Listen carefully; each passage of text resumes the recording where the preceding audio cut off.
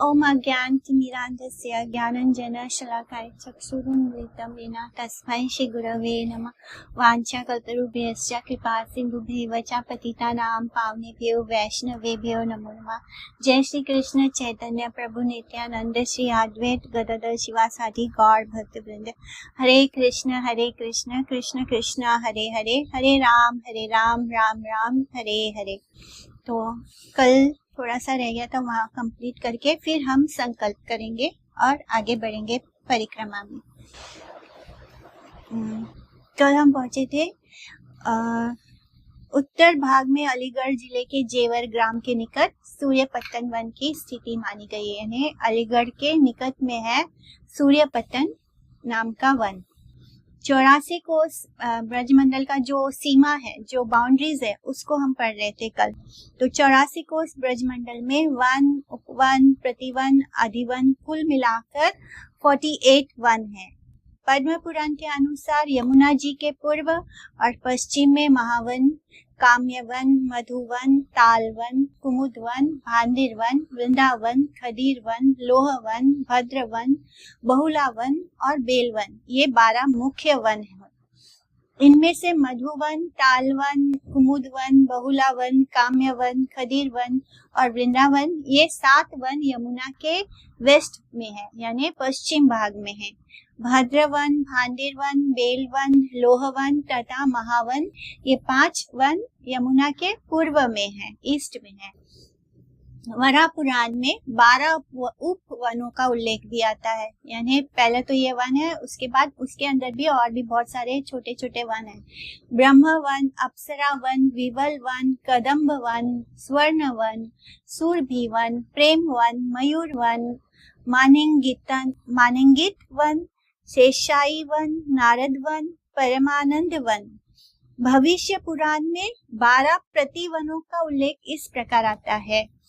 रंकवन, वार्तावन, करहावन, Kamvan, अंजनवन, कर्णवन, कृष्णाक्षिपन one, नंद प्रेक्षण कृष्णवन, इंद्रवन, शिक्षावन, चंद्रवाली one और Chandravali one, Lohavan. Vishnu पुराण में 12 अधिवनों का वर्णन मिलता है। मथुरा, राधा कुंड, नंदगांव, गढ़, ललिताग्राम, विश्वानुपुर, गोकुल, बलभद्रवन, गोवर्धन, जावट, वृंदावन और संकेत वन। तो टोटल ये सब मिलके कितने वन हो गए? 48 वन। 84 कोस यानी 84 कोस परिक्रमा में टोटल 48 वन आते हैं। तो ब्रज मंडल परिक्रमा के नियम पढ़ लेते हैं। मथुरा के विश्राम घाट पर ब्रज मंडल परिक्रमा के लिए संकल्प ग्रहण करेंगे हम लोग। तो संकल्प कैसे लेंगे? इस भावना से हम ये संकल्प करेंगे, मन, वचन और श्रद्धा से ब्रज की परिक्रमा करेंगे। भले ही शारीरिक रूप से फिजिकली हम वहाँ पे ना हो, तब भी मन से, वचन से और श्रद्धा से ये परिक्रमा हम करेंगे। तो इसका संकल्प मंत्र कैसे होगा?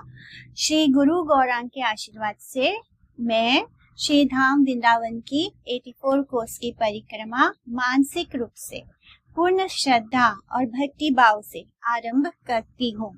ये परिक्रमा श्री श्री राधा कृष्ण चंद्र की कृपा प्राप्ति के लिए है, भक्ति की वृद्धि के लिए है, अपने जीवन को श्री धाम सेवा में समर्पित करने हेतु है।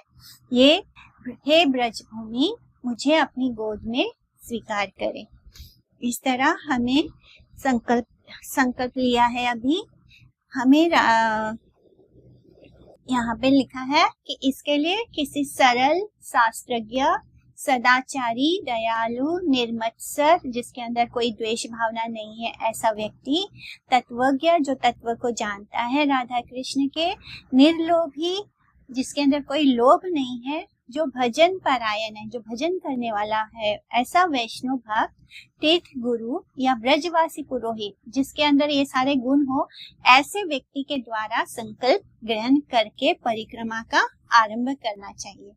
परिक्रमा के समय हमें निम्नलिखित विधि एवं निषेधों यथा साध्य पालन करना चाहिए। तो विधि क्या है?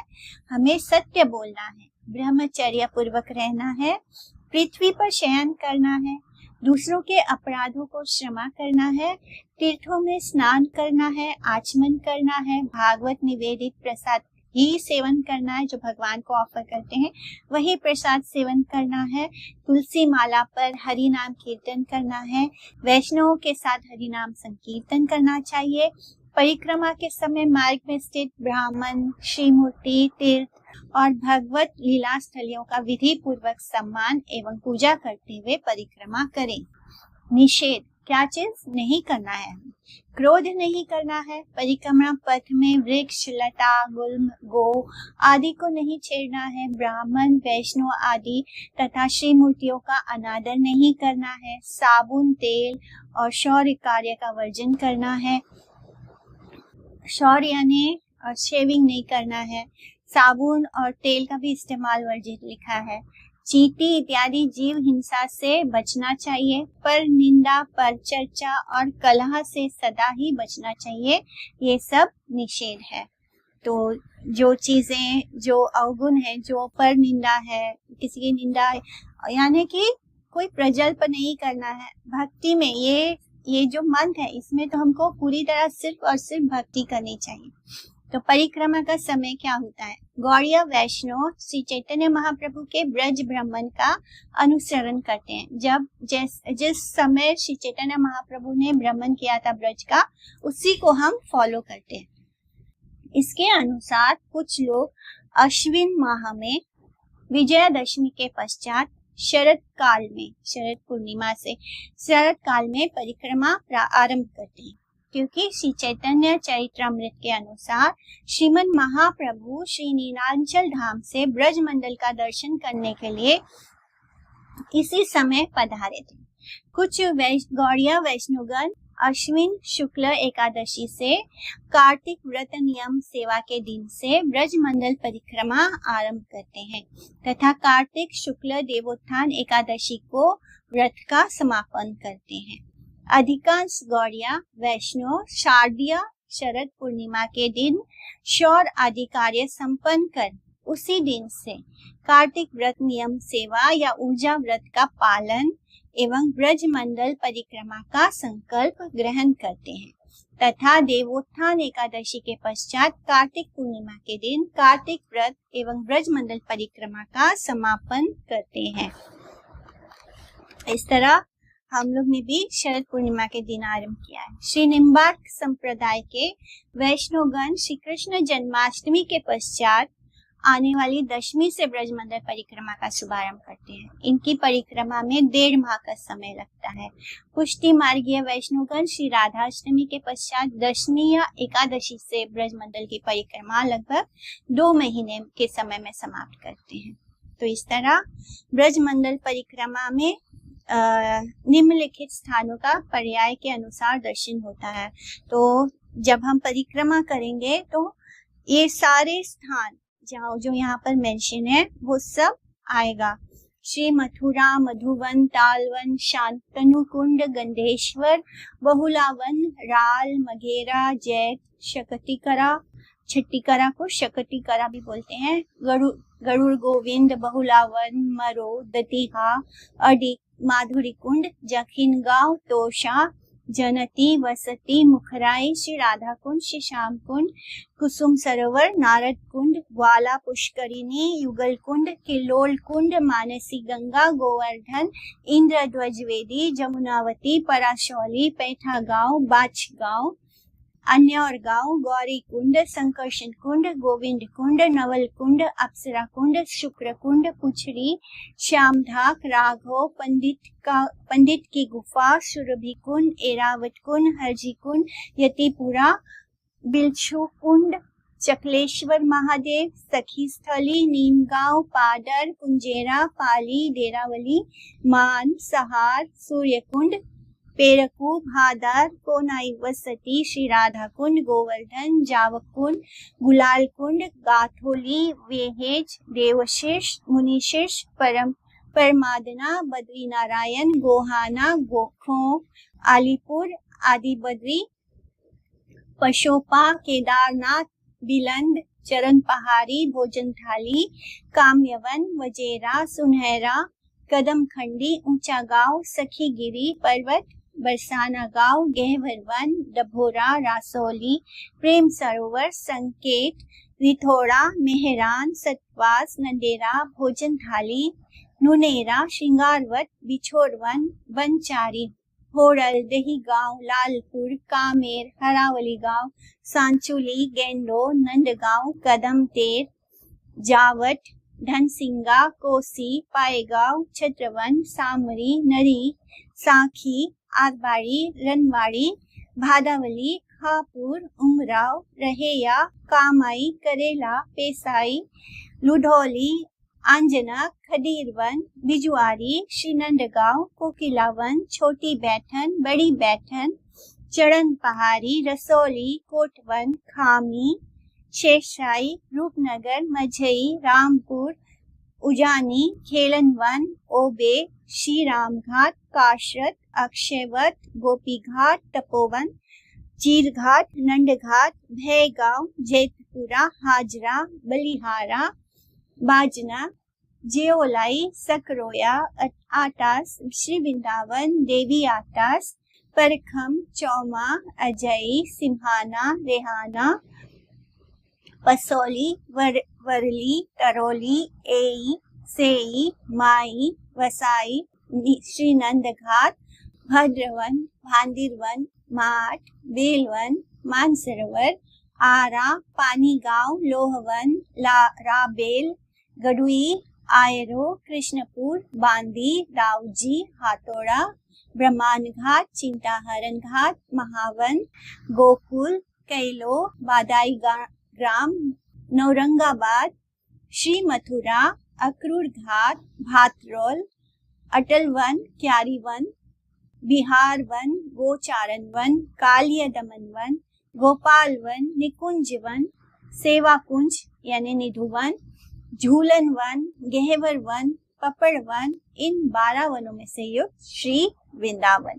तो इस तरह हमने पूरे 84 कोर्स में जितने भी वन आने वाले हैं, जितने भी कुंड आने वाले हैं, उन सब के बारे में जान लिया। श्री मथुरा का महात्म्य। भूमंडल में अयोध्या, मथुरा, माया, काशी, कांची, अवंती, द्वारावती ये मोक्ष को प्रदान करने वाली सप्तपुरियां हैं, 7 पुरियां हैं जहाँ से हमें मोक्ष प्राप्त होता है। यानी अयोध्या, मथुरा, माया, काशी, कांची, अवंती, द्वारावती, द्वारावती यानी द्वारका। किंतु इनमें से स्वयं भगवान श्री कृष्ण चंद्र की जन्मस्थली मथुरापुरी जो है वो सर्वश्रेष्ठ है। ये केवल मोक्ष ही नहीं अपितु भागवत प्रेम प्रदान करने वाला है। तो माया से संपूर्ण रूप से अतीत श्री सच्चिदानंद मय भगवत धाम है। सुदर्शन चक्र के द्वारा सुरक्षित रहने के कारण प्रलय आदि विकारों का इस पर प्रभाव नहीं पड़ता। तो सुदर्शन चक्र जो है वो पूरे मथुरापुरी की रक्षा करता है, जिसके कारण जब पूरी सृष्टि का प्रलय होता है तो भी इसका प्रभाव मथुरापुरी पर, इस जो 84 कोस का जो लैंड है उस पे कोई प्रभाव नहीं होता है। पूरी सृष्टि का प्रलय होगा लेकिन उस स्थान का नहीं होगा। वैकुंठ की तो बात ही क्या है, पट महाशियों से, महिषियों से सुशोभित द्वारकापुरी की अपेक्षा भी ये अधिक प्रशंसनीय है। यानी द्वारका से भी ज्यादा इम्पोर्टेंस है मथुरापुरी का। इस मथुरापुरी का कभी भी विनाश नहीं होता है। सतयुग के प्रारंभ में बालक ध्रुव, एक देव ऋषि नारद का यहीं पर मिलन हुआ था। तो जो ध्रुव था, ध्रुव महाराज का जो मिला, जब वो 5 साल के थे, घर छोड़कर निकल गए थे, तब उनको देव ऋषि नारद मिले थे। तो वो कहाँ मिले थे? इसी मथुरापुरी में, यहीं पर यमुना के ध्रुव घाट पर। यमुना में स्नान करके बालक ध्रुव ने नारद जी से भागवत मंत्र ग्रहण किया और पास ही मधुवन माहौली में भागवत आराधना का सिद्धि को प्राप्त किया था। सतयुग में महाराज अम्बरीश यहीं पर द्वादशी पारण कर रहे थे। तो जो महाराज अम्बरीश की जो कथा आती है वो भी इसी स्थान पर हुई थी। यानी वो द्वादशी का व्रत पालन कर रहे थे, उसी समय क्या होता है, दुर्वासा ऋषि वहां पधारते हैं और यहीं पर दुर्वासा ऋषि ने भक्त अम्बरीश महाराज की महिमा की उपलब्धि की है। जब वो थक जाते हैं और कोई उनकी रक्षा नहीं कर पाता दुर्वासा ऋषि की भगवान के सुदर्शन चक्र से, तब अम्बरीश महाराज के चरणों में गिर जाते हैं और तब अम्बरीश महाराज उनको क्षमा करते हैं और तभी भगवान का वो सुदर्शन चक्र उनके ऊपर से हटता है। सुदर्शन चक्र से कैसे इनकी रक्षा हुई, चक्र तीर्थ और अम्बरीश टीला आज भी इसके साक्षी है। त्रेता युग में श्री शत्रुघ्न जी ने भगवान रामचंद्र जी के आदेश पाकर यहीं पर मधु दैत्य के पुत्र लवणासुर का वध किया था। ये वृत्तांत सर्वविद है। द्वापर में श्री कृष्ण की जन्म आदि विविध लीलाओं की स्थली होने का गौरव इसे प्राप्त है। श्री कृष्ण द्वैपायन वेद व्यास का यही यमुना के द्वीप में जन्म प्रसिद्ध है। तो वेद व्यास जी का जन्म भी यमुना जी के द्वीप में ही हुआ था। कलयुग में श्री राधा कांति एवं भाव से सुवलित स्वयं भगवान श्री सच्चिनंदन गौरहरि ब्रज धाम के दर्शन हेतु सर्वप्रथम मथुरा में ही पधारे थे और यहीं विश्राम घाट में स्नान करके उन्होंने 84 कोस ब्रज मंडल की लीला स्थलियों का दर्शन किया। इसके पूर्व श्री अद्वैत आचार्य, श्री नित्यानंद प्रभु, श्री लोकनाथ गोस्वामी और भूगर्भ गोस्वामी के भी आने का वर्णन प्राप्त होता है। तो नित्यानंद प्रभु का तो हम लोग ने पढ़ा अभी कि कैसे वो गौरहरि से मिलने से पहले वो पूरी ही भारत की परिक्रमा पे निकले थे और फिर वो दूसरी बार वो मथुरापुरी पहुंचते हैं, वृंदावन धाम में पहुंचते हैं सेकेंड टाइम, और वहां पर वो अपने बाल लीला में खो जाते हैं एकदम। उन्हें ना भूख लगती है ना प्यास लगती है। तो यही वो स्थान है। श्री चैतन्य महाप्रभु के पश्चात उनके अंतरंग परिकर, उनके एसोसिएट शिला रूप गोस्वामी, सनातन गोस्वामी,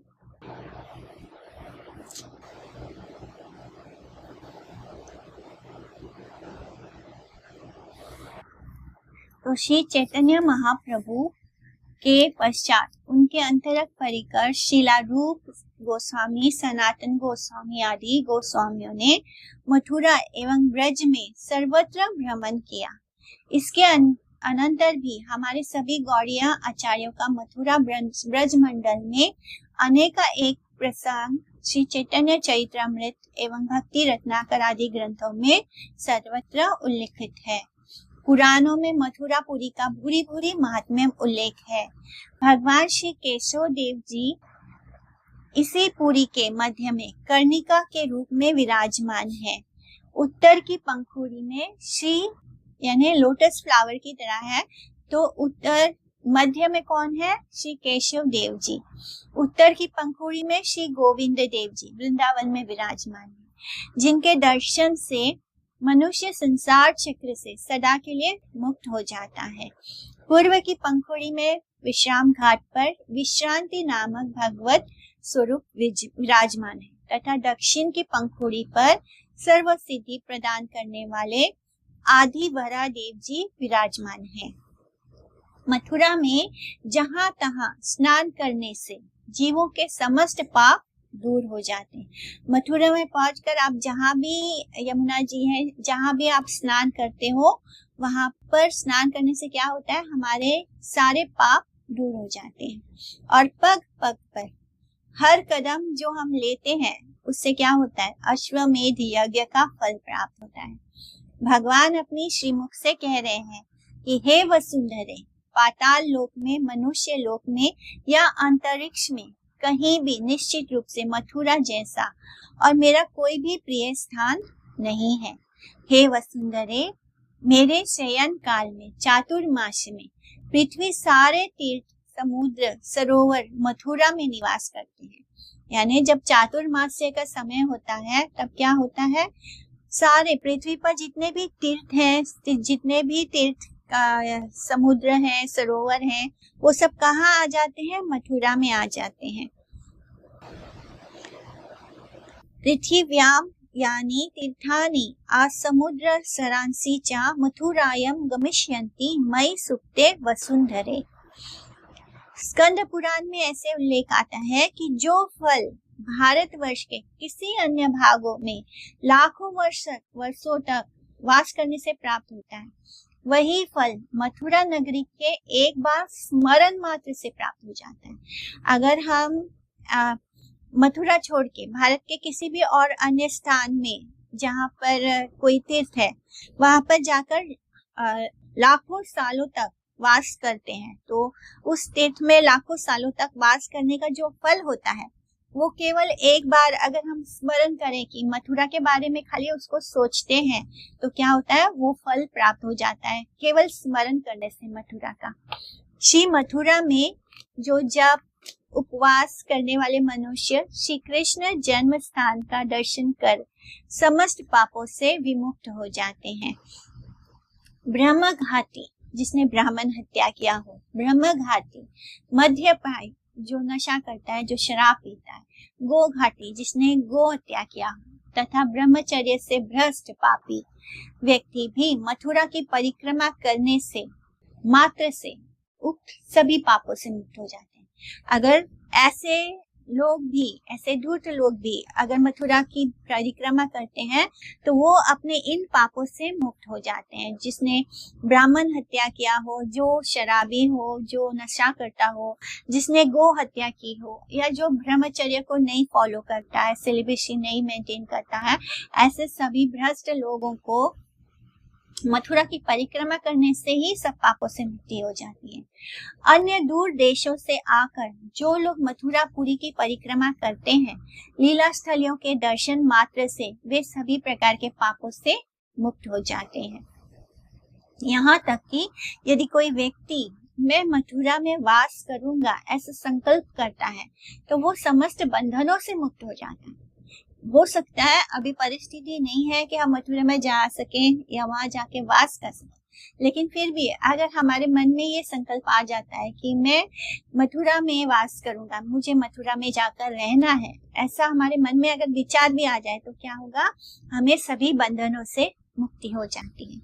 पद्म पुराण में तो यहाँ तक कहा गया है कि जहाँ कहीं से भी किसी ने मथुरा दर्शन करने की अभिलाषा की है, जैसे अभी हम मथुरा में नहीं है लेकिन हमारे मन में अभिलाषा है कि हम मथुरा दर्शन करेंगे, हम 84 कोस परिक्रमा करेंगे, तो ये दर्शन करने की जो अभिलाषा है, किंतु दर्शन करने से पहले ही अगर उसकी मृत्यु हो जाए तो क्या होगा, उसका निश्चय ही मथुरा में जन्म होता है। तो सिर्फ अभिलाषा करना कि हम मथुरा में रहेंगे या हम मथुरा का दर्शन करेंगे, लेकिन अगर हमारी जीवन इतना लंबा ना हो, हमने फ्यूचर में सोच रखा है कि हम जाएंगे दर्शन करेंगे लेकिन नहीं जा पाए और उसके पहले ही मृत्यु आ गई, तो क्या होगा, नेक्स्ट बर्थ जो होगा वो मथुरा भूमि में होगा। प्रकृति से अतीत इस मथुरापुरी में केवल उन्हीं लोगों की रति होती है जिनकी भगवान श्री कृष्ण में अविचल भक्ति होती है, तथा जो श्री कृष्ण के प्रचुर कृपा पात्र है और जिन पर श्री कृष्ण ने बहुत कृपा की है, तो उनके ही मन में मथुरा मंडल की यानी भगवान के वृंदावन या मथुरा में रहने की अभिलाषा होगी। वही लोग ऐसा सोचते हैं कि उनको वृंदावन वास प्राप्त हो, जिनके मन में भगवान के प्रति अविचल यानी कभी ना डगमगाने वाली भक्ति हो और जिस पर कृष्ण ने बहुत कृपा की हो, प्रचुर कृपा पात्र हो। वायु पुराण में बतलाया गया है कि मथुरा मंडल 84 कोस में परिव्याप्त है, यानी ये जो हम बोलते हैं जो 84 कोस भूमि है, जिस 84 कोस ब्रज है, इसको ही पूरा को ही मथुरा मंडल कहा जाता है। भगवान श्री हरि यहाँ सदा सर्वदा स्वयं निवास करते हैं। अहो श्री नारायण के धाम वैकुंठ से भी श्रेष्ठ ये मथुरा धाम धन्य है, जहाँ केवल एक दिन निवास करने से श्री हरि की भक्ति प्राप्त हो जाती है। 3 रात्र निवास करने से वहां पर परम दुर्लभ भागवत प्रेम प्राप्त हो जाता है और यहाँ मुक्त महापुरुषों के लिए भी परम दुर्लभ है, यानी भगवान का जो प्रेम है, कृष्ण के लिए जो प्रेम है वो प्राप्त करना किसी महापुरुष के लिए भी दुर्लभ है। जिसमें जो मुक्त आत्मा है, जो सन्यासी हो, तभी उसके लिए दुर्लभ है। लेकिन वो चीज सिर्फ 3 रात मथुरा में बिताने वालों को प्राप्त हो जाता है, भगवान कृष्ण का प्रेम प्राप्त हो जाता है। इस तरह जो केवल 1 दिन रहता है तो उसको श्री हरि की भक्ति प्राप्त हो जाती है। श्रीला रूप गोस्वामी ने श्री मथुरा महात्म्य में ऐसा उल्लेख किया है कि हे अवंती, तुम अपने हाथों में पीकदानी लेकर प्रस्तुत हो जाओ। मायापुरी यानी हरिद्वार, तुम चामर व्यंजन करने के लिए प्रस्तुत हो जाओ। तो जो हरिद्वार है उसको चामर हिलाने के लिए, अवंती को हाथों में पीकदान लेकर प्रस्तुत होने के लिए, कांची को तुम अपने हाथों में छत्र ग्रहण करो। हे काशी, तुम हाथों में पादुका ग्रहण कर प्रस्तुत हो जाओ। हे अयोध्या, तुम और ना डरो। हे द्वारके, आज तुम स्तव स्तुति ना करो, क्योंकि तुम किंकरियों से प्रसन्न होकर, हे ये मथुरा देवी आज महाराज अधिराज श्री कृष्ण की राजमहिषी हुई है। इस तरह इतना महात्म्य है कि जितने भी तीर्थ है हमारे, जिनको हम बहुत इंपॉर्टेंस देते हैं, वो सारे तीर्थ भी क्या करते हैं, मथुरापुरी में आकर मथुरा देवी की सेवा करते हैं। तो अब हम स्टार्ट करेंगे मथुरा की परिक्रमा श्री कृष्ण जन्म स्थान से। आज से लगभग 5204 वर्ष पूर्व, वर्तमान में द्वापर युग के अंत में, स्वयं भगवान श्री कृष्ण चंद्र जी महा अत्याचारी कंस के कारागार में पिता श्री वसुदेव जी एवं माता देवकी जी के पुत्र रूप में आविर्भूत हुए थे। उस समय वसुदेव एवं देवकी ने चतुर्भुज स्वरूप में उनका दर्शन किया। चारों हाथों में शंख, चक्र, गदा और पद्म धारण किए हुए, वक्षस्थल पर श्रीवत्स के चिन्ह और गले में कौस्तुभ मणि पहना तथा मेघ श्यामल कांति युक्त अद्भुत दिव्य बालक को देखकर वे दोनों उनकी स्तुति करने लगते हैं। उनकी स्तुति एवं प्रार्थनाओं से भगवान ने शिशु का रूप धारण कर लिया तथा भगवान की प्रेरणा से ही वसुदेव जी ने नवजात शिशु को गोदी में उठाकर गोकुल महावन स्थित नंद भवन में रखने के लिए चल पड़ते हैं। कारागार से निकलते समय उनके हाथों की जो हथकड़ियां हैं, पैरों की जो बेड़ियां हैं, लोहे का जो दरवाजा है, कपाट है, वो स्वयं ही खुल जाता है। जो गार्ड्स हैं, प्रहरी हैं, वो सो गए। रिमझिम वर्षा भी होने लगी। सारा मार्ग साफ हो गया। उफनती यमुना को पार कर वसुदेव जी गोकुल नंद भवन में पहुंचते हैं। वहां नंद भवन में यशोदा जी के गर्भ से द्विभुजा श्याम सुंदर और कुछ क्षण पश्चात ही एक बालिका योग माया पैदा हुई थी। तो ये है भगवान का जन्म रहस्य, कृष्ण जन्म रहस्य हम जिसको बोलते हैं। सभी लोगों को लगता है कि कृष्ण ने मथुरा में जन्म लिया कारागार में देवकी जी से और वो यशोदा मैया के पास आ गए, तो वो यशोदा मैया के पुत्र नहीं है, उनके गोद लिए हुए हो गए। किंतु ये सच नहीं है। जिस समय यहाँ पे हमने जाना कि कैसे मथुरा के जो कारागार है वहां पर वसुदेव और देवकी जी के सामने पुत्र के रूप में आविर्भूत होते हैं, यानी प्रकट होते हैं। वहां पे वो देवकी जी के गर्भ से जन्म नहीं लेते हैं, वो प्रकट हुए हैं चतुर्भुज रूप में। उनके 4 भुजें और शंख, चक्र, गदा, पद्म धारण करके वो प्रकट होते हैं देवकी जी और वसुदेव बाबा जी के सामने। और जब ये दोनों प्रार्थना करते हैं तो वो एक शिशु का रूप धारण कर लेते हैं और फिर उनको आज्ञा देते हैं कि वो उनको ले जाकर नंद भवन छोड़कर आए। लेकिन यहाँ पे वो जब नंद भवन में पहुंचते हैं तो क्या लिखा है कि यशोदा जी के गर्भ से भगवान द्विभुज श्याम सुंदर रूप में जन्म लिया है, यानी उन्होंने एक्चुअली में कृष्ण के रूप में जन्म कहाँ लिया है, माता यशोदा जी के गर्भ से जन्म लिया है। यहाँ पर वो प्रकट नहीं हुए, यहाँ पर वो नॉर्मल माँ के गर्भ से जैसे जन्म होता है हम सब की तरह, इसलिए हम क्या करते हैं, श्री कृष्ण की जन्माष्टमी सेलिब्रेट करते हैं।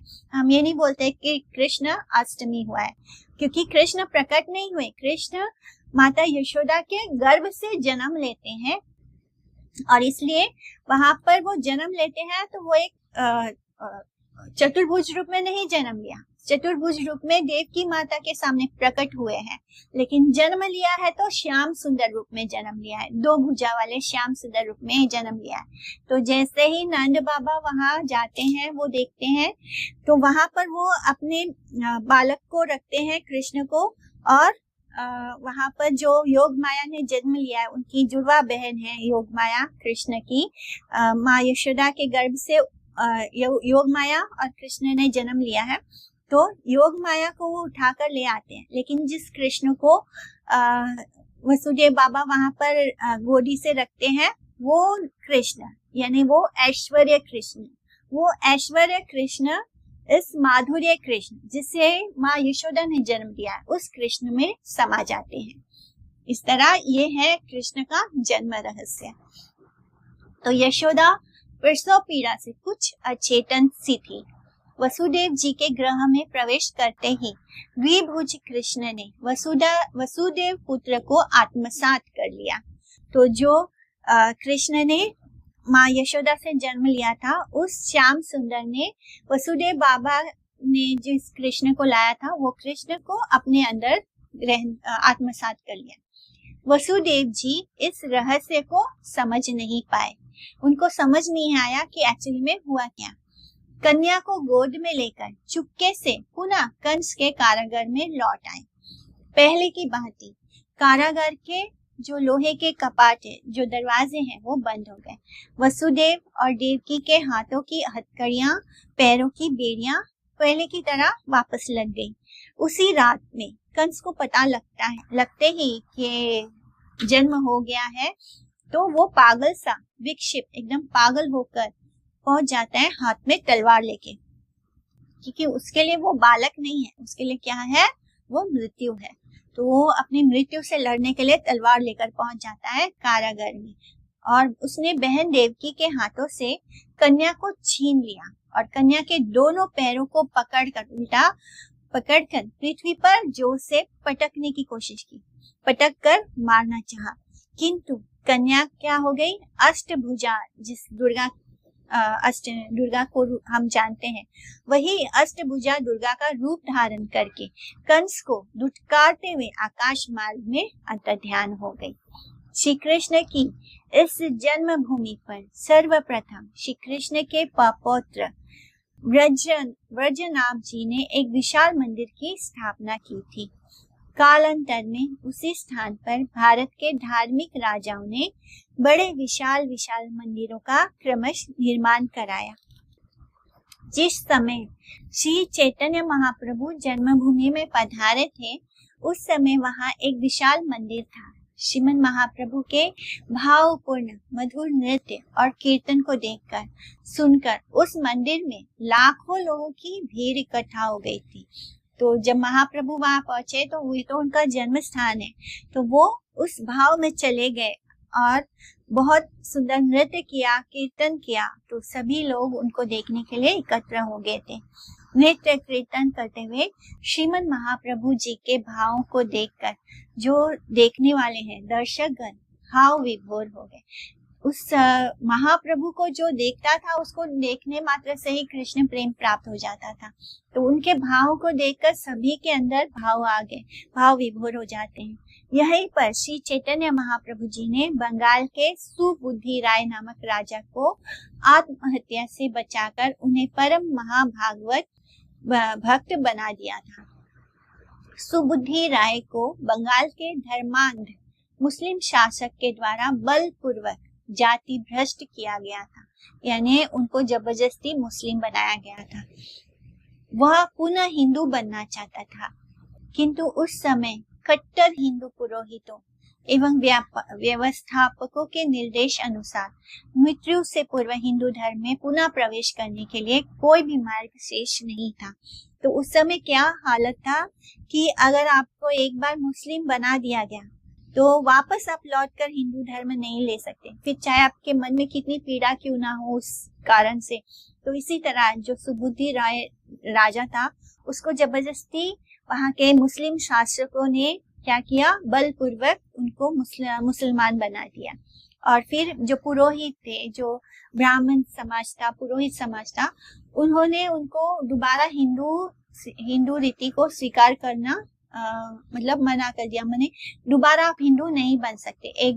उसके लिए अगर दोबारा हिंदू बनना है तो क्या होगा, आपके मरने के बाद ही ये पॉसिबल है, यानी दोबारा आप किसी हिंदू के गर्भ से जन्म लो तभी।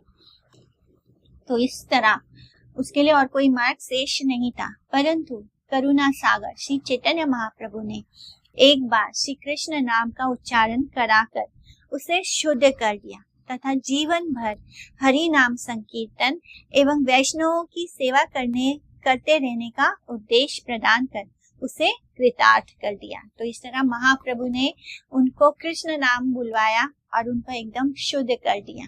इस तरह उनको महाभागवत भक्त बना दिया। श्रीमन महाप्रभु का ब्रज आगमन मुगल सम्राट हुमायूं के राजत्व काल में हुआ था। यानी उस वक्त कौन राजा था? मुस्लिम हुमायूं। तत्पश्चात यवनों के द्वारा वह मंदिर ध्वंस कर दिए जाने के बाद ओरछा के महाराज वीर सिंह देव ने 1610 में 33 लाख रुपए लगाकर 1610 में 33 लाख रुपए बहुत बड़ा अमाउंट होता है। 33 लाख रुपए लगाकर आदि केशव का बहुत विशाल श्री मंदिर बनवाया। किंतु धर्म अंध औरंगजेब ने 1669 एडी में उसे ध्वंस कर उसके बाहरी स्वरूप में कुछ परिवर्तन करके उसे मस्जिद के रूप में परिवर्तित कर दिया। तो इन्होंने क्या किया था, जितने भी हमारे मंदिर थे उसको मस्जिद बना दिया, बाहर से उसको मस्जिद का रूप दे दिया, लेकिन इंटरनली जो स्ट्रक्चर्स है वो वही रहे मंदिर वाले।